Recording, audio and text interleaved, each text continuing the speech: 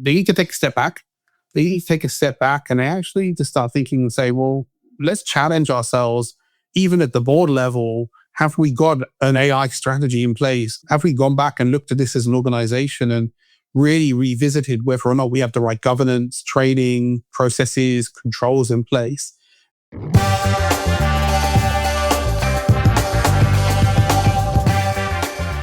So one of the industries likely to be profoundly transformed by the rise of AI is audit. Much of the audit process is inherently suited to automation.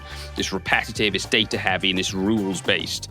And we're already seeing generative AI tools deliver real value in this space. But with the emergence of agentic AI, that potential is about to scale dramatically. To unpack this evolution, I wanted to speak with someone on the front line of audit innovation within a Big Four firm. And there are very few better people on this planet to do that than Mr. Paul Goodhew, partner at Ernst & Young within global assurance. Paul's background is diverse and fascinating. He started within communications before moving into audit and consulting. And today, he's helping drive the development and global rollout of a $1 billion investment, which is a cutting-edge platform designed to embed AI across the audit lifecycle. We discuss how AI is reshaping the audit profession in many ways, what the future of assurance might look like, the cultural and regulatory challenges of operating globally, and what generative AI really means for the future of judgment, trust, and accountability. This is a really fascinating conversation with one of the industry's top voices. This is Mr. Paul Goodhew.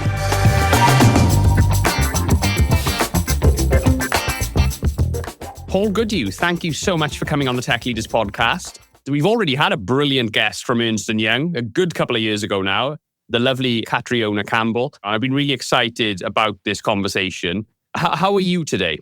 Yeah, Gareth, thank you for having me on. It's really appreciated. I'm doing well. We're in the middle of a massive amount of change here at EY at the moment. Yes. With the way that we're investing in technology and artificial intelligence. So it feels like, and it is, a really dynamic time. And looking forward to discussing about what we're doing. Brilliant. Yeah, absolutely. And I've got a load of things I want to ask you about. But before we get going, I always start with the same question. So to kick things off with a bang, Paul Goodhew, what does good leadership mean to you? Great. It's a great question. I will say, look, I have had the benefit of being able to work with some really incredible leaders over the last sort of 10, 15 years or so of my career. And today as a leader myself, it can be a pretty lonely place at times, right? And so when I think about the persona of the leader today in a modern organization such as EY, for me, there's a couple of key ingredients or attributes. Number one, the confidence and the confidence to lead with conviction, to lead from the front, to take decisions that others may be afraid to take, and to have real conviction in your decisions. And I think the second piece, and for me, at the heart of what makes a good leader is integrity. Integrity to really believe in what you're doing, to believe in your people, and to really operate with openness, transparency, and to foster trust, whether it's with customers or employees or colleagues. But integrity, for me, is what makes a good leader.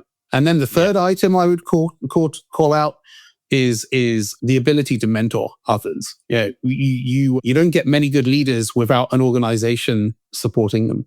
And I think that ultimately it comes down to how you take your learnings, your experiences, your perspectives, your skills, and help translate those and scale those to others. And whether that's your one-to-one coaching or mentoring or training, but leadership will definitely continue to be a very lonely place unless you build a team around you. And so for me, those are probably the three key ingredients for what makes a truly successful leader. Yeah, absolutely. Brilliant answer. I think there's so many things there that resonated with me. But I think authenticity and obviously the way you described conviction, I think if you are authentic and you speak with conviction, people naturally gravitate towards you, don't they? And they naturally follow you. It's effortless. If you're like that, then everything else sort of seems to work itself out from a leadership standpoint. So that's a brilliant answer. Paul, for the listeners who don't know too much about yourself,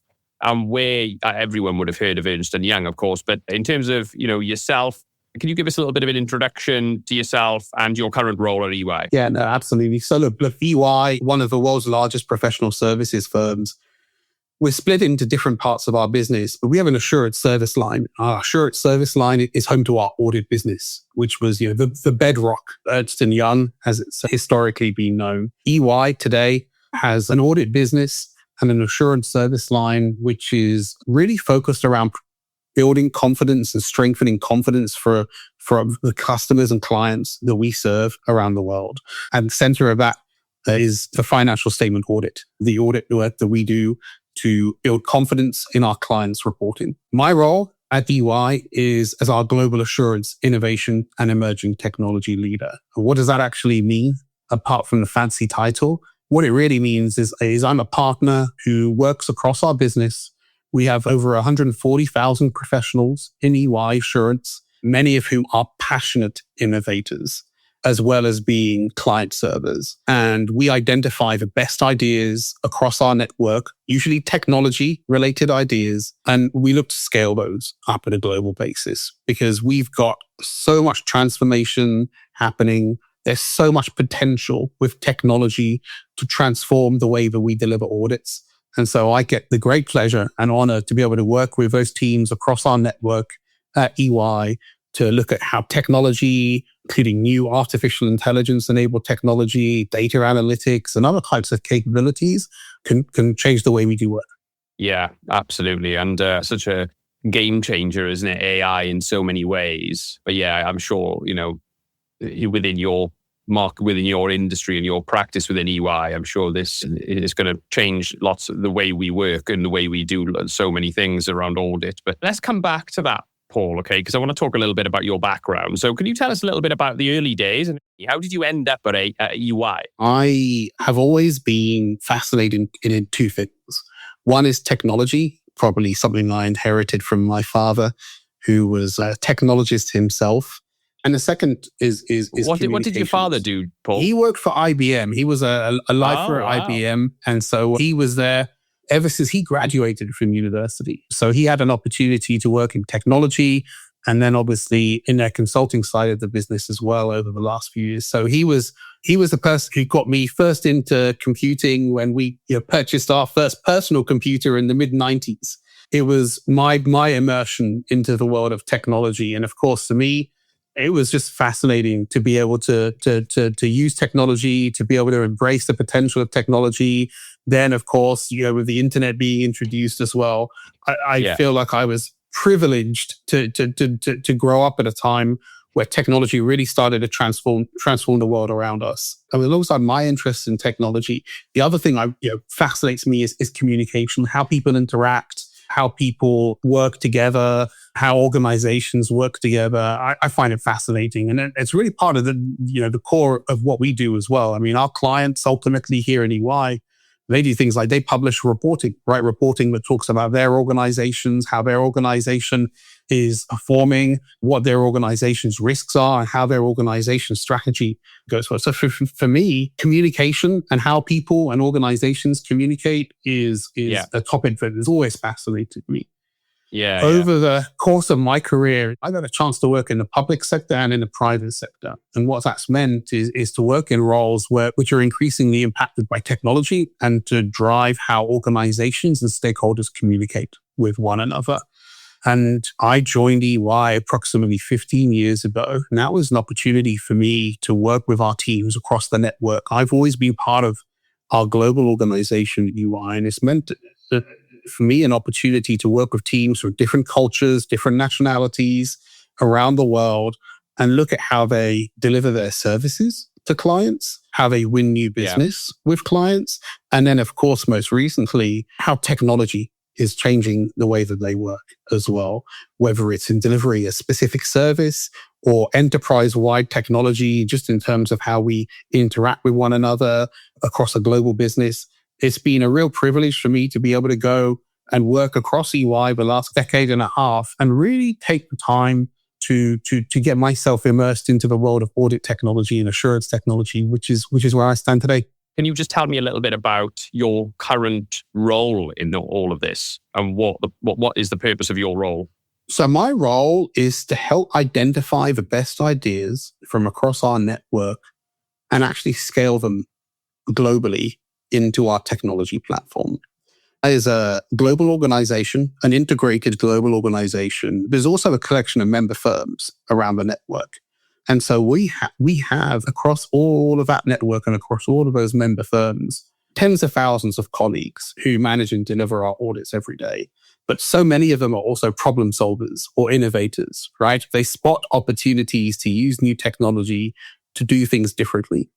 So we take those ideas, those best ideas, we identify them across our network, and we bring them into our technology platform. What does that mean for what I do?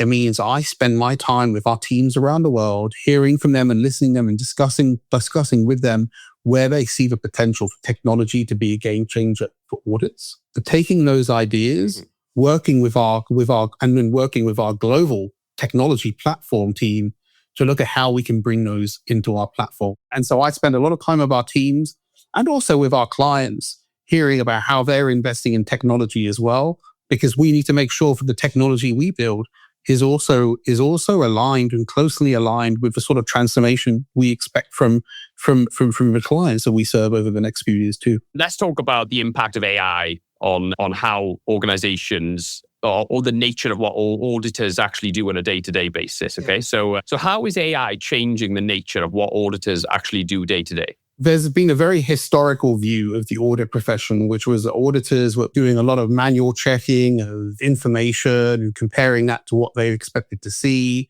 reconciling one document versus another. That, I think, is a perception which is incredibly outdated today. And that's because of the way that technology has increasingly looked to transform the way that audits have been delivered over the last few years.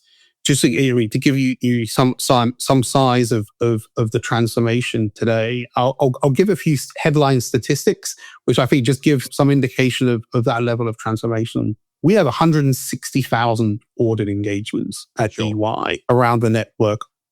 Those are individual audits that our teams perform for different clients around the world, typically large corporate clients, but also smaller private organizations as well. As our teams perform those, they use a technology platform. That technology platform helps them manage and deliver the audit. So doing things like working with other colleagues around the world, performing various tasks and activities, recording audit evidence into the platform, and actually requesting information from those clients that they serve via a client portal. That is a very different step from the work that our people would have been doing 20 years ago, where it would have all been work happening within the client's headquarters or the client's offices, where there would be work that would have just been all paper-based, large audit binders being used to document information, to record information, to transport information. The way that our people work today versus 20 years ago has already changed quite substantially. But let me give you a couple of other statistics. Today, now, over the last number of years, we've introduced more and more capabilities, whether those are workflow and collaboration technologies, data and analytic capabilities, or AI and automation type capabilities.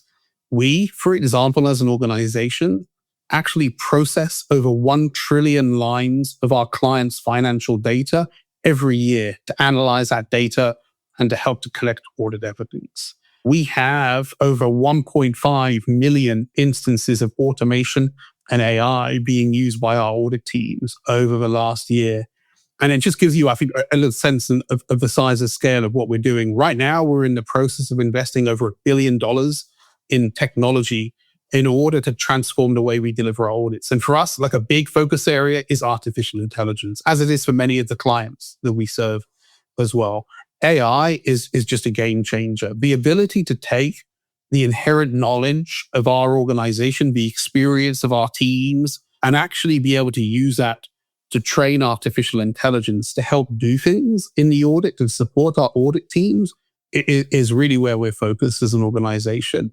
So if you think about it, we have all of these audit engagements where our teams are doing things like thinking about the sort of risks that our clients might have risks that could trigger a misstatement or in their financial reporting. Our auditors collect that information and they document that information. Yeah. But what if you could have artificial intelligence actually be able to take that collective knowledge and make recommendations to our auditors to say, hey, you might be working on a very specific client in a very specific industry.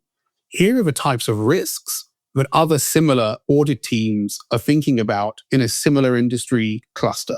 And so that's just one very early example that we've implemented within our organization where we've taken AI, we've combined it with the experience and knowledge of our teams and used it to start acting as almost an assistant or a co-pilot for our auditors to help them steer them in their ways of working as they manage and deliver these audits all around our network. Now, we've got a huge roadmap ahead, but I'd be happy to talk a little bit more about in terms of where we see that potential going even further, where we introduce generative AI and agentic AI into the audit. But for us, it's just a real game changer in terms of taking what has been traditionally a very, very, this is a profession, the audit profession has been around for well over 100 years. But a profession which historically was perceived as being very manual, very labor-intensive profession, and really digitalizing it using the power of data and artificial intelligence. Sure. So can you talk us through some of the cultural challenges you have? Because obviously delivering audit services in South America is going to be quite different to, say, Europe or Africa or the Far East. How do you deal with the cultural element? Or is audit the same across the world generally? Do you follow the same sort of playbook for most audits in whatever jurisdiction you're in? So at EY, we're proud of the global integration of our organization. That includes, number one, having a global audit technology platform, but also a global audit methodology. What that means is that we actually work to a common set of approaches, a common set of methods, and a common set of technologies across our business. And that's really important because when you're servicing large multinational clients, as well as smaller companies around the world, they expect a common, consistent experience and a common, consistent approach. Now, yes, in different markets, there are different audit regulations, depending on the nature of the geography and the type of audit you might be performing. But fundamentally, we aim to have a really consistent approach across our organization. It's one of the real strengths of our business is in the global integration that we have. And technology underpins that. Can you talk us through the longer term impact of the investment that you've made then and how you see that playing out over the next 5 years? So as I said, we're in the process of investing $1 billion in technology to integrate or transform our technology platform. As I look ahead over the next 5 years, there are a couple of really, let's say, foundational technologies that will transform the way that we deliver audits. That includes artificial intelligence. And over the next 6 months, we will introduce more artificial intelligence into our business and to help transform the way we deliver audits. That includes the introduction of Agentic AI, as well as expanding our use of generative AI. Let me give you some examples. Just over this past year, we have introduced generative AI at global scale into our audit technology platform. You actually asked me earlier about how we work around the world. Do we work consistently? Are there different differences between different geographies? Well, our people work to that common global audit methodology. But what we have done is connected our generative AI capabilities. We call that EYQ. It's our private version of ChatGPT.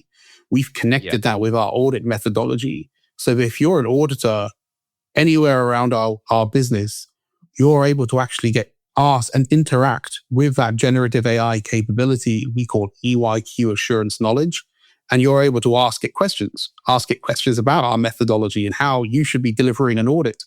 And you get simple summary responses back, which actually allow you to, whether it's an audit related question or an accounting related question, you can get short, simple summary responses provided to you via this simple AI assistant in our technology platform. Where we go next is actually taking that and developing out agentic capabilities into our audit technology platform. For those of, I'm sure many of your listeners are well aware of what agentic AI capabilities mean. I mean, for me, I always think of it, or I analogize it to like virtual chatbots, always like interacting with one another in a virtual chat room. But actually, those AI agents have the potential to perform a lot of work with a high degree of autonomy. And for us, we're excited about introducing those AI agents into our audit platform to help do things like perform administrative, routine tasks that historically an auditor might have had to do themselves. Yeah. But also audit-specific tasks, whether those are testing certain pieces of audit evidence or reconciling one information with another. We see great potential for agentic AI to help. Now, for us, it's important, particularly when we work in a regulated business like the audit, to always maintain some common principles around making sure that our people are always reviewing and supervising these agents, because ultimately we always want to make sure that the human judgment remains in the loop whenever we're using artificial intelligence.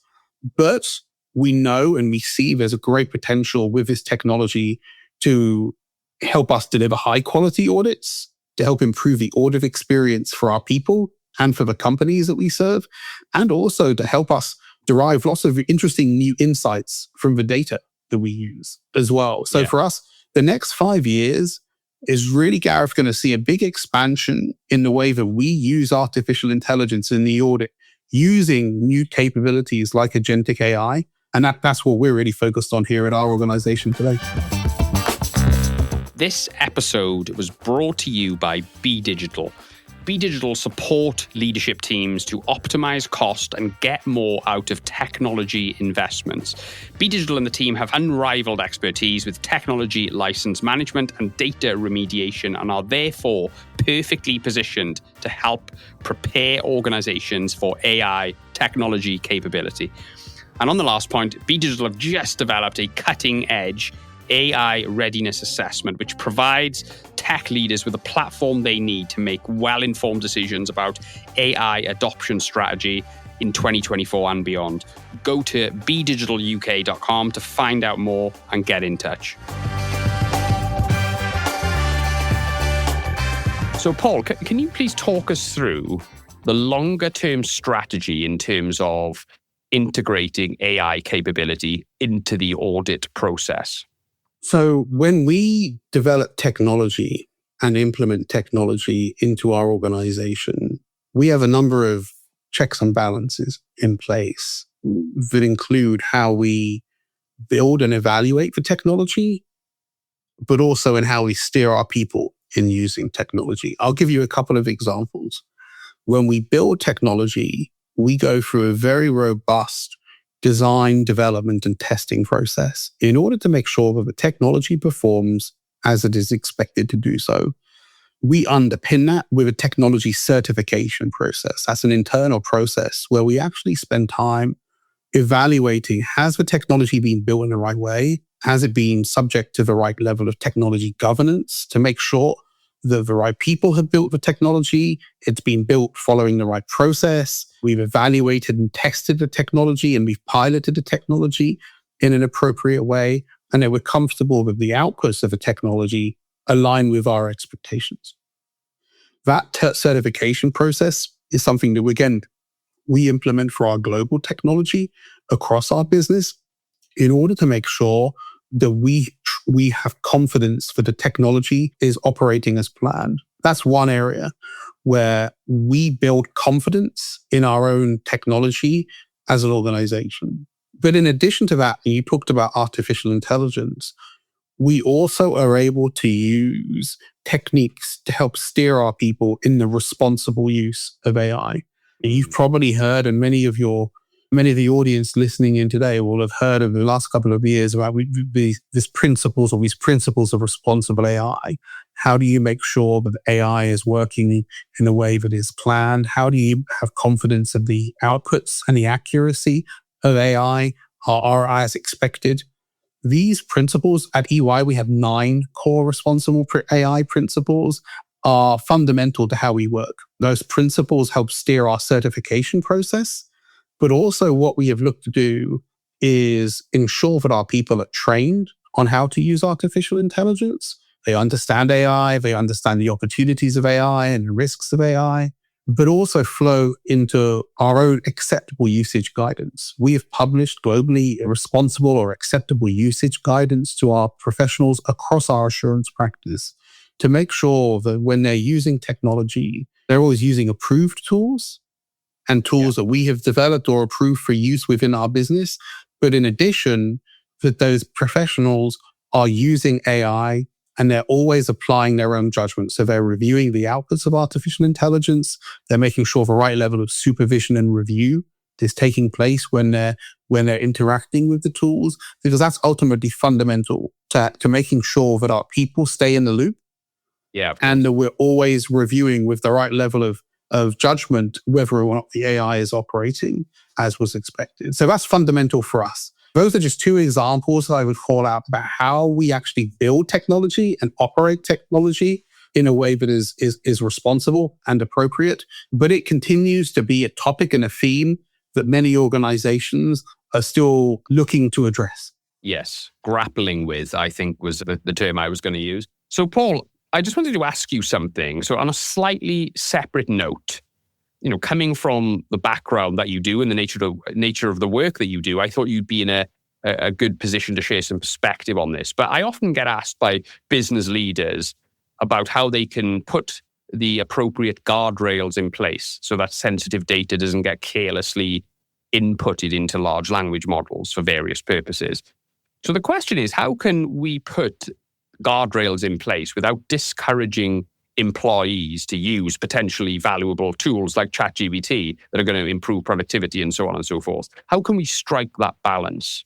I think what you've seen over the last 2 or 3 years since the original introduction of ChatGPT is a lot of organizations looking to respond to that risk and yet at the same time seize the upside of AI. You'll have seen many organizations have actually gone and implemented their own private version of ChatGPT. I mentioned at EY, ours is called EYQ. Other organizations have done something similar where they've created a private version of ChatGPT within their own enterprise, within their own IT environment to avoid data being, whether it's their own internal data or if it's customer data, being exposed to a technology provider or being exposed outside of their organization. Because obviously, I think what a lot of organizations saw was that, in the very early days of ChatGPT, people just jumped on the bandwagon. They were excited about the technology. They wanted to use it.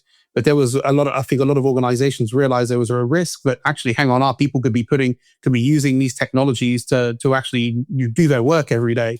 So that's where I think, one of the big first trends we've seen over the last couple of years is organizations implementing a private version of ChatGPT.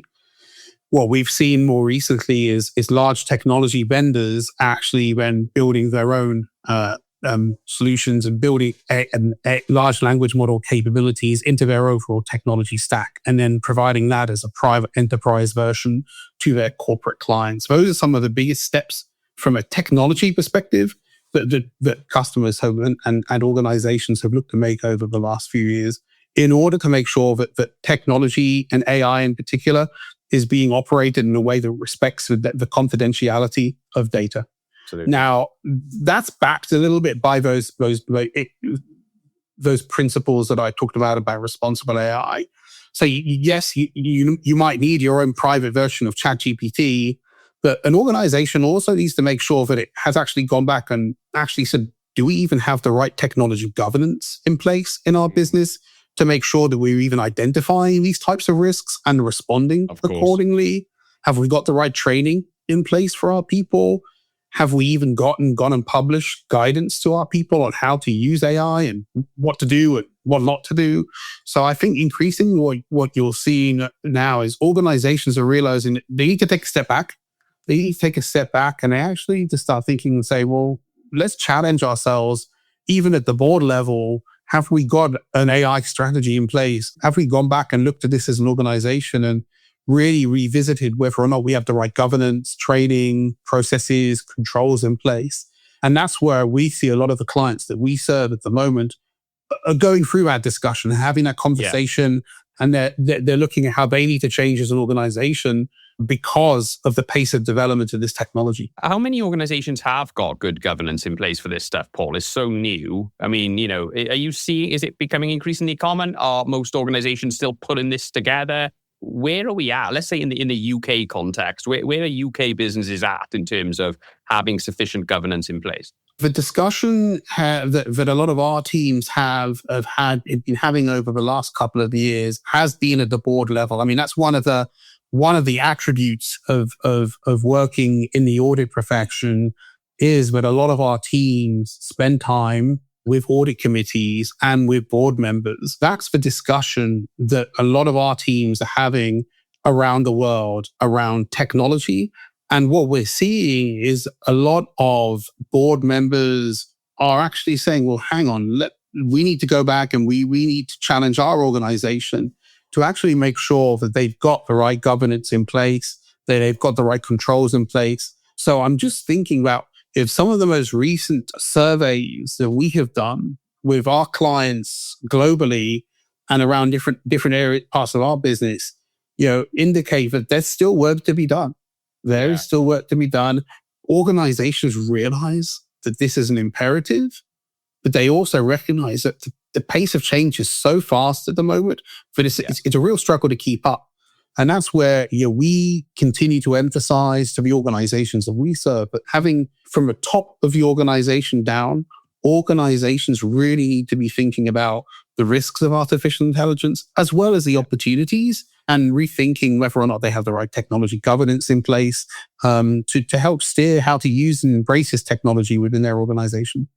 Yeah, absolutely. So let's quickly use this as a segue. You're talking about skills, the pace of change. Okay, so I want to maybe take that back to the talent and skills gap. So in your opinion, are universities and the education system moving quick enough to keep up with the demand within industry in terms of skills or cross-transferable skills for AI-dominated lines of work?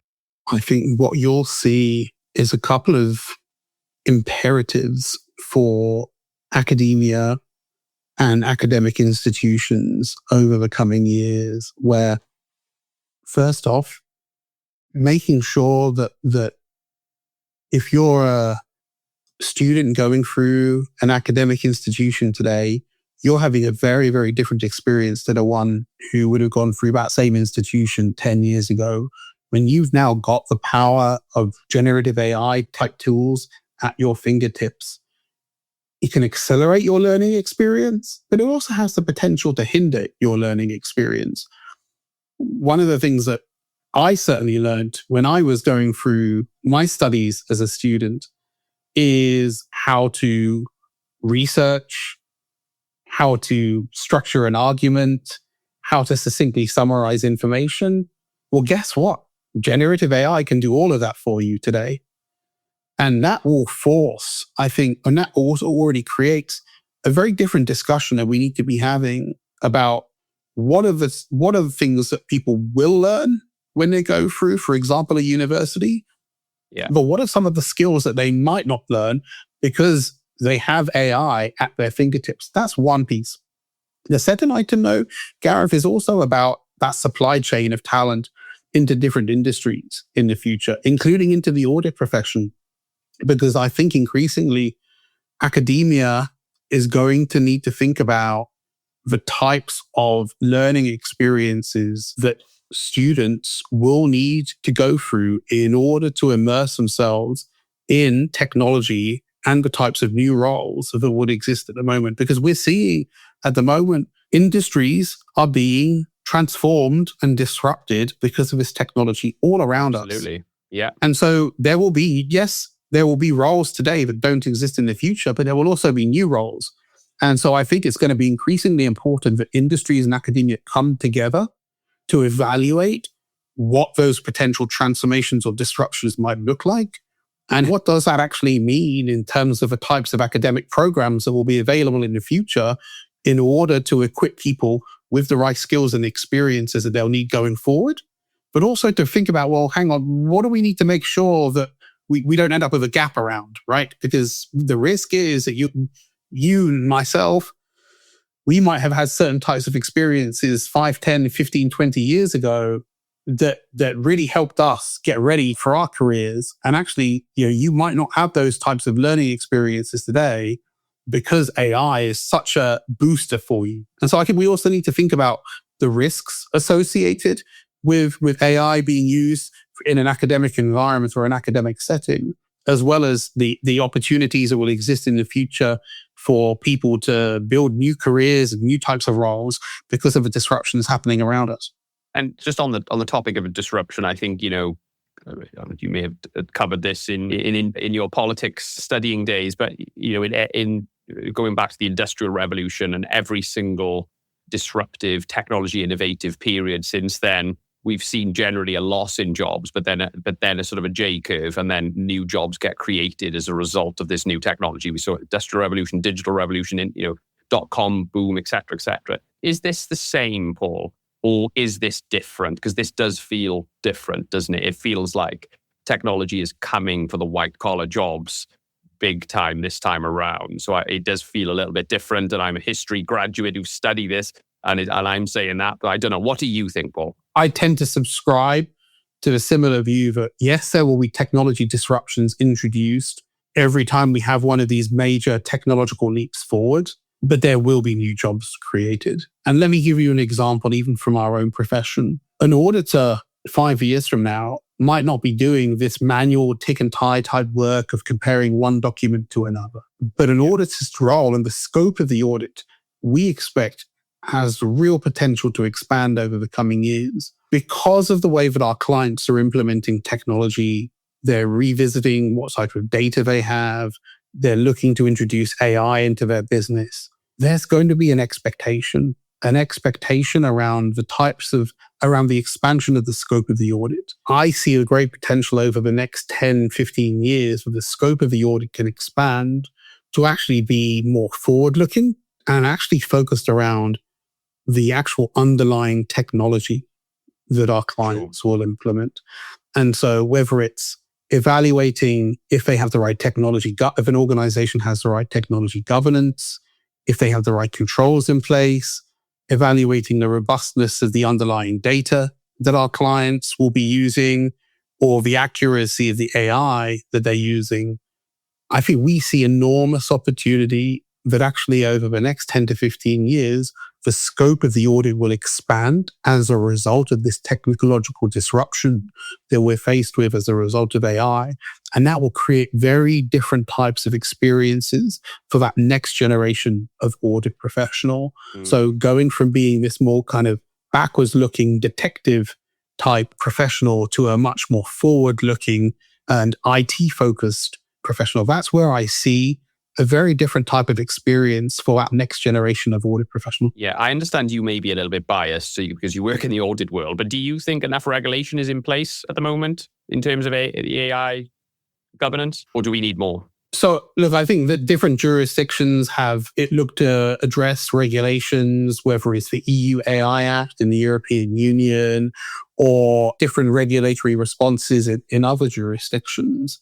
What I think you're seeing right now is actually that across those jurisdictions, different standard setters, different public policy makers are all looking to make sure that actually they're trying to manage the risks of artificial intelligence while also encouraging innovation. And it all comes back to those principles of responsible AI.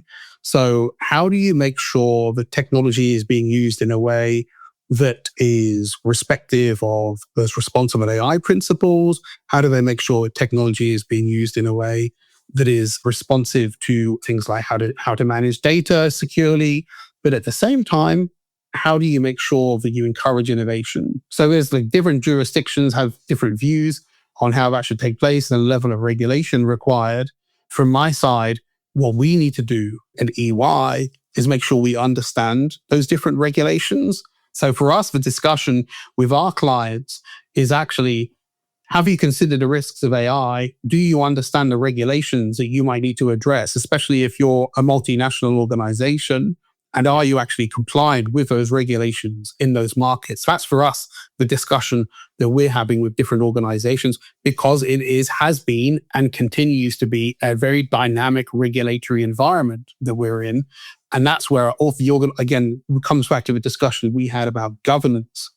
An organization needs to have the right technology governance in place over its implementation of AI, because that needs to take into account those changing regulatory dynamics as well. Yeah, absolutely. So I'm keen to understand, let's look beyond audit, beyond assurance for now, looking at the whole picture, the whole business, technology, AI innovation picture. In terms of AI innovation, still on AI, but nonetheless a bit more broad than just audits. What are you most excited about in terms of innovation, or the innovation you've seen in the last couple of years? Looking forward, what are you most excited about?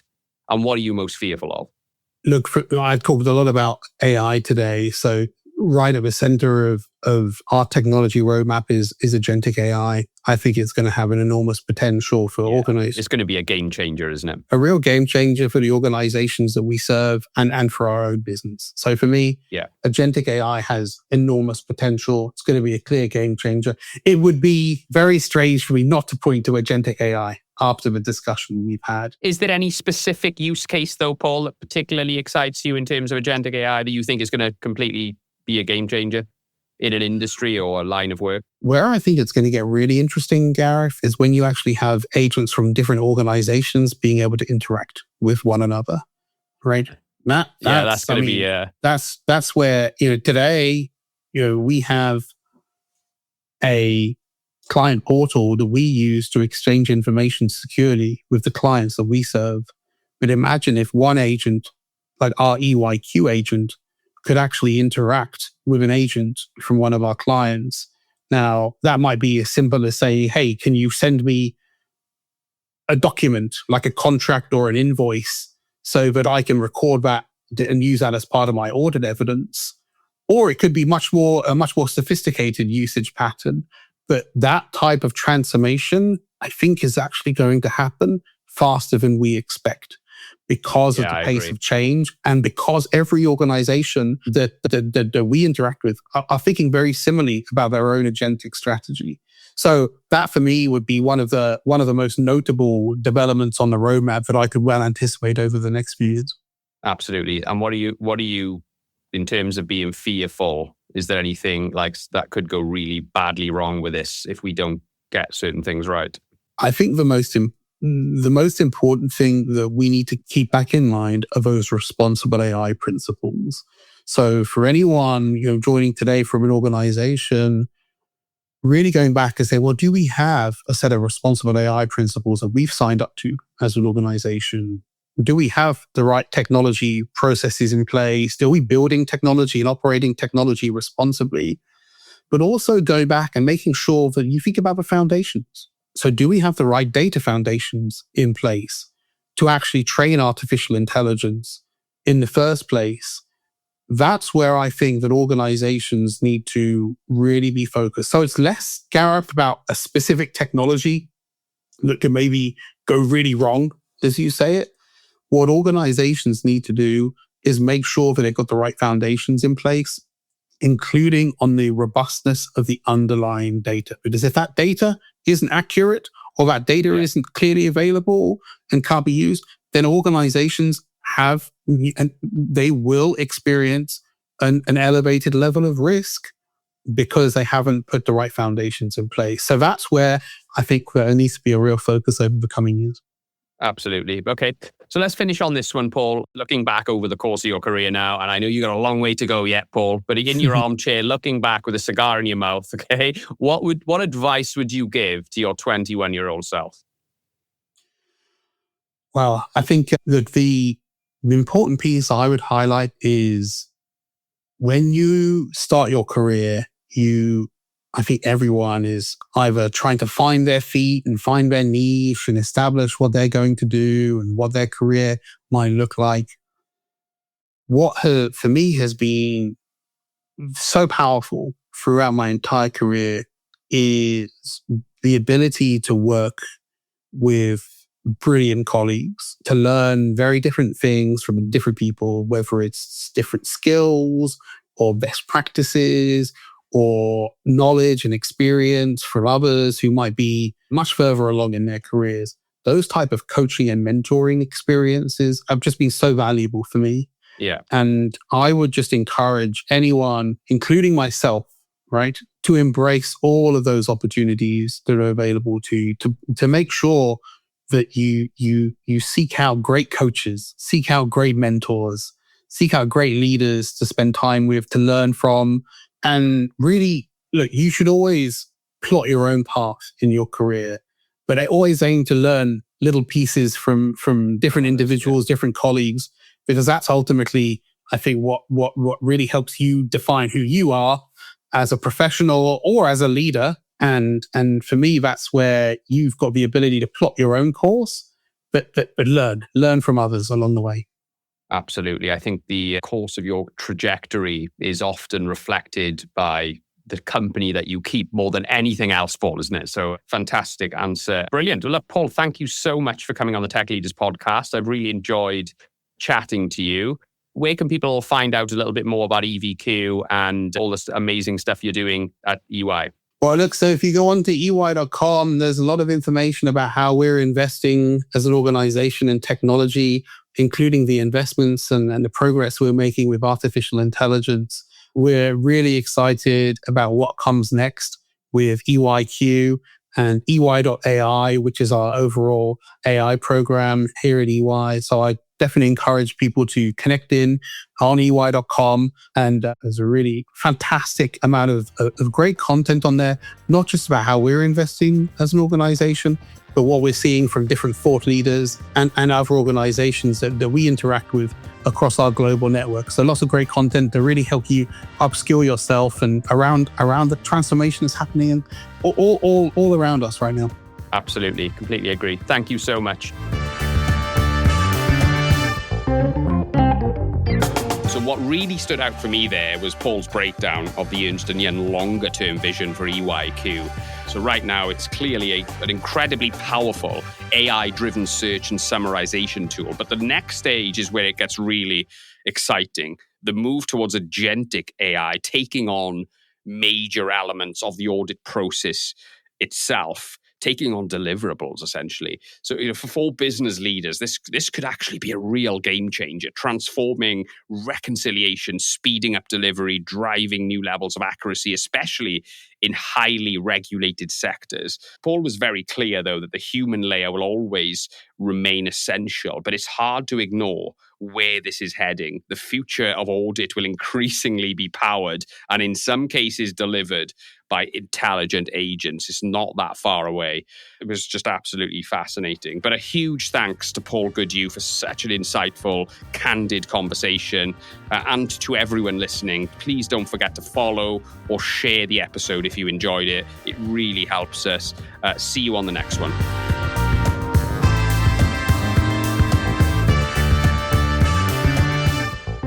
This episode was brought to you by Be Digital. Be Digital support leadership teams to optimize cost and get more out of technology investments. Be Digital and the team have unrivaled expertise with technology license management and data remediation and are therefore perfectly positioned to help prepare organizations for AI technology capability. And on the last point, Be Digital have developed a cutting-edge AI readiness assessment, which provides tech leaders with a platform they need to make well-informed decisions about AI adoption strategy in 2024 and beyond. Go to Be Digital UK to find out more and get in touch.